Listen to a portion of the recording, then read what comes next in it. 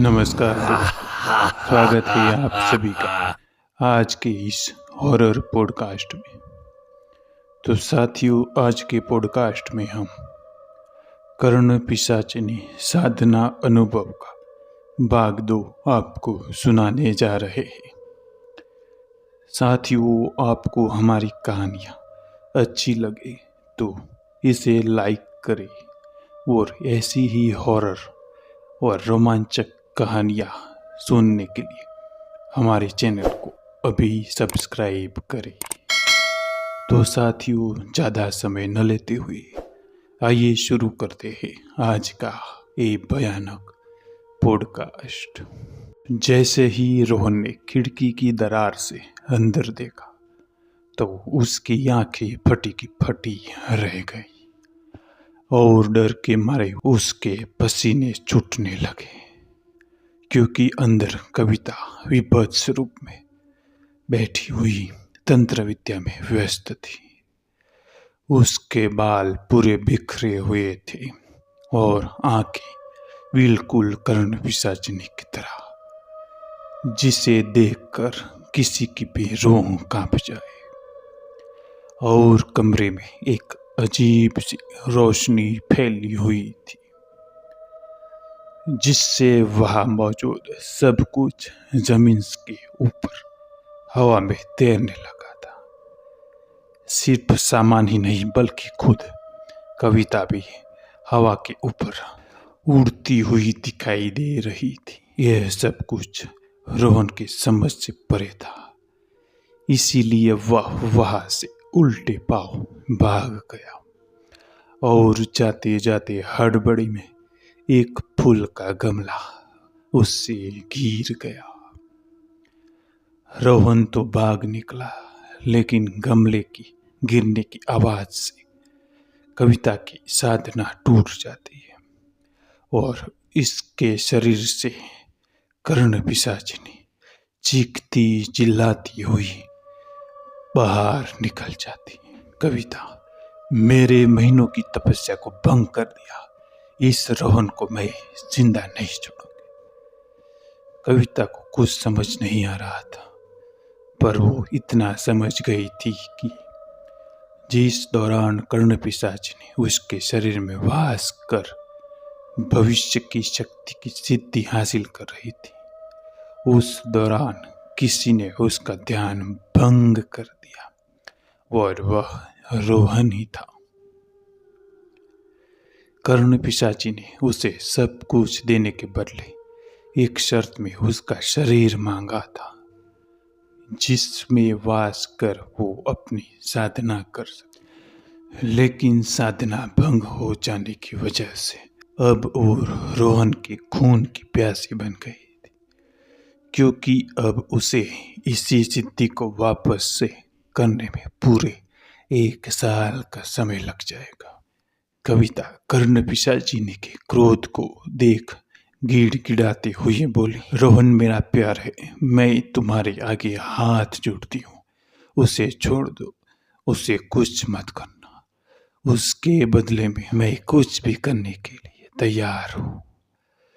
उसकी बात सुन कर्ण पिशाची ने कहा, ठीक है, अगर तुम्हें बलिदान देने का इतना ही शौक है तो जाओ, मैं तुम्हें श्राप देती हूँ। अगले 11 महीने तक तुम्हें हर एक रात को एक नए मर्द के साथ संभोग करना होगा, नहीं तो तेरे प्यार की अर्थी उठा दूंगी। यह कहते हुए कर्ण पिशाची ने वहां से चली गई और यह सब सुनने के बाद कविता भी फूट फूट कर रोने लगी। अब हर शाम वो न चाहते हुए भी बाहर जाती और एक नए मर्द के साथ वापस आती। यह सिलसिला रोज चलने लगा था। कविता के कॉलेज में शायद ही कोई लड़का होगा जिसने कविता के साथ रात ना बिताई हो। एक शाम मुझ पर भी कविता का कॉल आया और उसने मुझे अपने घर पर डिनर के लिए बुलाया। हम दोनों ने साथ में डिनर किया। वो शर्म भरी नजरों से मुझे संभोग करने की बात कह रही थी। वे सब सुनकर मेरा तो दिमाग घूमने लगा। पहले तो मैं गुस्सा हो गया, पर उसे फूट फूट कर रोता देख मेरा दिल पिघलने लगा। इसीलिए मैंने उसे संभाला और उससे बात की। फिर उसने वो सब बताया जो उसके साथ घट रहा था।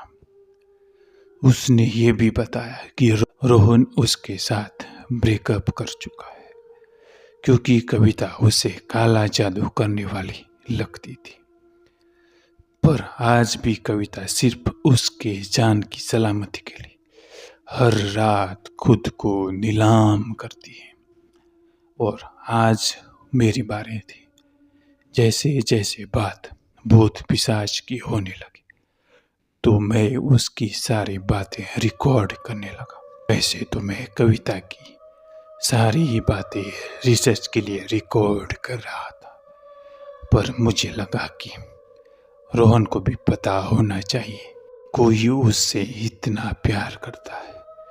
इसीलिए मैंने वो रिकॉर्डिंग उसे भेज दिया और बिना उसके साथ कुछ किए वहां से मैं निकल जाता हूँ। जाते जाते मैंने कविता से कहा, घबराओ मत, हिम्मत रखो। तुम जितना डरोगी वो तुम्हें उतना ही डराएगी। तुमने जहाँ से ये सब शुरू किया है उसे एक बार फिर से खंगालो। तुम्हें कुछ ना कुछ रास्ता जरूर दिखाई देगा। मैं उसकी कोई मदद नहीं कर सकता था और न ही मैं उसकी मजबूरी का फायदा उठाना चाह रहा था। इसीलिए मुझे वहां से निकल जाना ही ठीक लगा।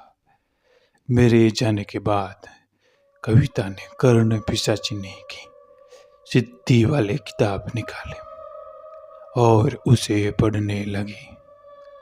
उसने किताब के पन्ने पलटे ही थे कि तभी बाहर तेज हवाओं के साथ बिजली कड़की।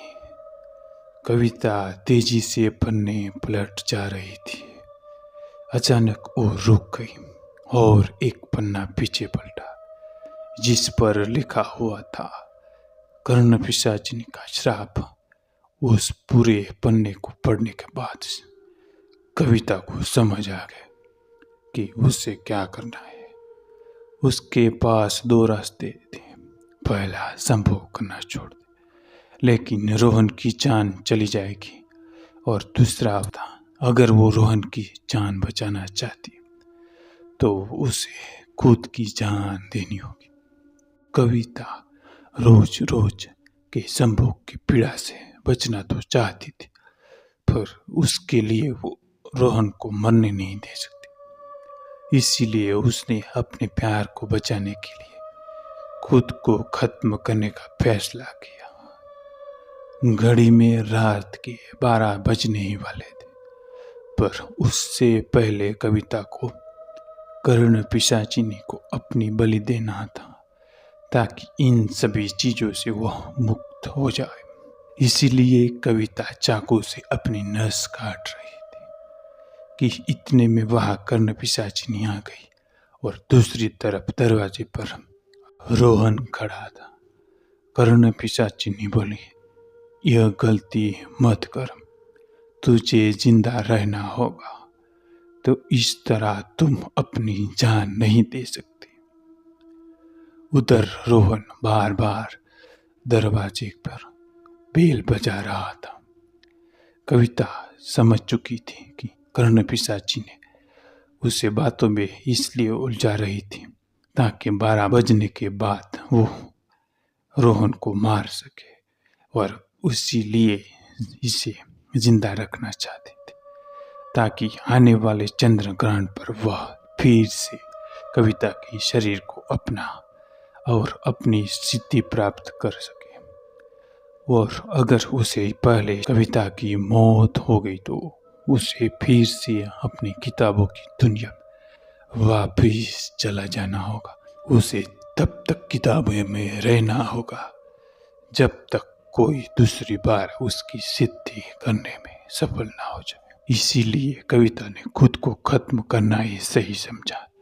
उधर बार रोहन बार बार दरवाजे को लाते और धक्के मार रहा था ताकि किसी भी तरह वह दरवाजा तोड़ अंदर आ सके। इधर कर्ण पिशाचिनी जोर जोर से चीखे चिल्ला रही थी। इतने में कविता की नजर घड़ी पर गई जिसमें 12 बजने में सिर्फ 1 मिनट बचा था। रोहन किसी भी तरह दरवाजा तोड़ने में कामयाब हो गया और अंदर गया। उसके अंदर जाते ही कर्ण पिशाचिनी उसकी तरफ बढ़ी और अपने हाथ से उसके गले को पकड़ लिया।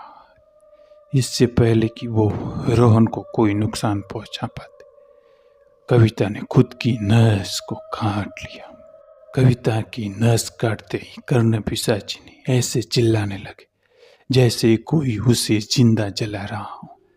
उसका पूरा शरीर काले धुएं में बदल गया और वो वापस उसी किताब में समा गई। रोहन भी उसके चंगुल से छूट गया और सीधे भागती हुई कविता के पास पहुंच गया। कविता को खून में लथपथ देख रोहन भी फूट फूट कर रोने लगा। कविता अब इस दुनिया से जा चुकी थी। रोहन ने कविता को बाहों में भर बस इतना कहा, कविता तूने मेरे लिए अपनी जान दे दी है। तुम्हें गलत समझा, मुझे माफ कर दो। मैंने तुमसे ही प्यार किया है और मैं तुमसे ही प्यार करता रहूंगा। रोहन ने प्यार को समझने में कुछ ज्यादा ही देर कर दी। कहते हैं कि कविता की आत्मा को आज भी मुक्ति नहीं मिली और वो आज भी उस किताब की निगरानी करते ताकि कल कोई और कर्ण पिशाचिनी के श्राप को ना भोग पाए। तो साथियों, इसी के साथ हमारी कर्ण पिशाचिनी की कहानी यही खत्म होती। आपको हमारी कहानी कैसी लगी कमेंट करके ज़रूर बताइए और ऐसी ही डरावनी और भूतिया कहानियाँ सुनने के लिए हमारे चैनल को अभी सब्सक्राइब करें। तो दोस्तों, मिलते हैं अगले पॉडकास्ट में किसी और हॉरर स्टोरी के साथ। धन्यवाद।